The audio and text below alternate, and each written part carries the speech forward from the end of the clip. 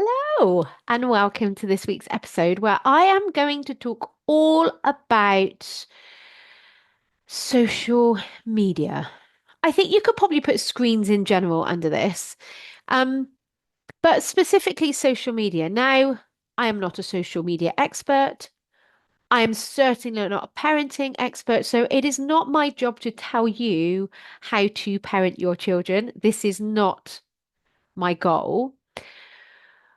But it is 100% my intention to give you perhaps another way of looking at it so that you then get to decide what is right for you, what is right for your family, and what is right for your children. And what is right for me and mine might necessarily be right for you and yours. So I truly, truly believe that you have the knowledge in you to know what's right for you and your family. So please, when your brain tells you if your brain tells you I don't know what that is, please don't listen to your brain when it tells you that because it's not true. And there is not a right or wrong way here. So I will just share my point of view, how I see it as a parent and how I see it as a coach. Take what you like, leave what you don't. Um, but hopefully it'll kind of help you because the fact is whether you like it or not, social media is in our world. Phones, screens, gaming is part of our children's reality. Truly, I'm quite grateful that it wasn't part of my reality growing up, but we can't, I mean, you can spend time comparing your experience versus their experience, but it's pretty pointless because the fact is, social media, mobile phones, screens, and gaming is part of our child's life. And there are some incredibly positives. Hear me out just for a second. I was so grateful during lockdown that my children were able to still, on some level, socialize and play with their friends. That looked like online gaming whilst talking to their friends on the phone. There were times over the recent summer holidays where I really appreciated them being able to have that interaction. And they love it. They do. So I think what I'm mostly talking about here is like the social media element of communicating with like our children communicating with their friends. And I personally, my boys are not on Snapchat, as far as I know. Obviously, there may be ways around it, but we haven't allowed them to have Snapchat. They're not on Facebook, Instagram. They literally have text and WhatsApp.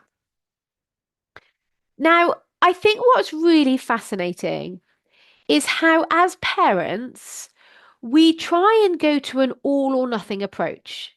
And actually, this isn't just as parents, actually happens in all areas of our life, right? As humans, we go to, it's going to either be really bad or it's really good, or I have to stay in this job or I have to leave this job.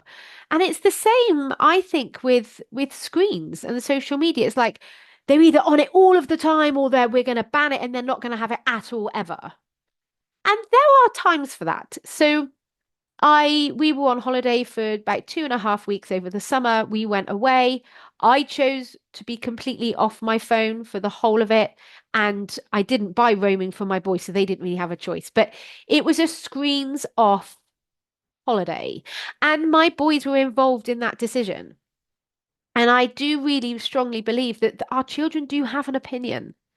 Whether we like their opinion, obviously, is maybe up for questions, but they do have an opinion. So I really do believe when you've got them on board and they understand our reasons why we choose to do things, if they can understand that, then it's going to be easier for everybody. But I don't think it's necessarily fair to go to the all or nothing in any scenario. What I would offer as a coach to consider is the middle ground. So, is there a time when you're willing for your child to be on their screens? Is there a platform that you're willing to let them have with boundaries? Is there, like, what would that middle ground look like for you? And what is right for your family? I don't know what that is, but you do. So just having that awareness that the brain, the human brain wants to go to all or nothing thinking, but what could that middle ground look like if you were to explore it? What could that look like? Because whether we like it or not, the reality is that our children have got social media and phones to contend with. This is part of their reality. We could argue all day long that it shouldn't be, but we're arguing with reality and we will lose every single time. Do I wish that wasn't the case? Absolutely. I really do. But is it? It is. Like this is part of their life. This is part of their growing up. This is part of them having to learn stranger danger, just like we did with people in person. And having conversations around how they want to navigate it, setting boundaries that both of you can come to an agreement with, putting um, boundaries in place that you're comfortable with and that they're comfortable with will create, I believe, a more harmonious life. Because I believe that in all situations. Is there a time when I have to override that as a parent? 100%. Is there a time when I'm going to have to be the bad person? 100%. For example, I try, where possible, to get them off of their screens, any sort of screen, within an hour before bedtime. It, I don't always get that, but that's what I try and encourage as a whole family. And it's really worth looking at your behavior around social media and your behavior around the phones and your behavior around how often you're on the phone, not from a place of judgment. This is not a shaming, judging, criticizing exercise. This is a pure fascination exercise and a beautiful opportunity to look at it and go, right, what do I want to put in place? What do I want to teach my children? And is there an element of leading by example here? So, for example, personally, I try not to pick up my phone for the first hour of the day. My brain wants to, but I don't. And when I do pick it up, it's generally to look at the weather. I don't expose myself to any social media until later on in the day. And then for me personally, it's at dedicated times. And I have a dedicated amount of time and then I switch off from it again. I find that's easy for me. But our children won't be able to do that because they don't have the ability to regulate quite yet. So there is an element of us being in charge here, making decisions for them. But I believe it's making decisions with them rather than for them. And look, you may make a decision and it doesn't have the desired outcome that you want. You don't necessarily then have to beat yourself up and create a whole load of mum guilt around that. You can just learn from it and be willing to remake that decision. So, one thing that we've done in our house is we've made a screens agreement. We need to remake that screens agreement, but we've got points on there that we have all agreed to and all signed to follow.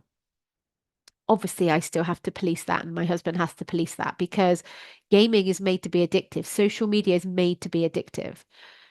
But isn't it so much more powerful to teach your child and lead by example rather than just banning it completely and them having no exposure? You get to decide. I'm not saying that's what you should do, but you get to explore it.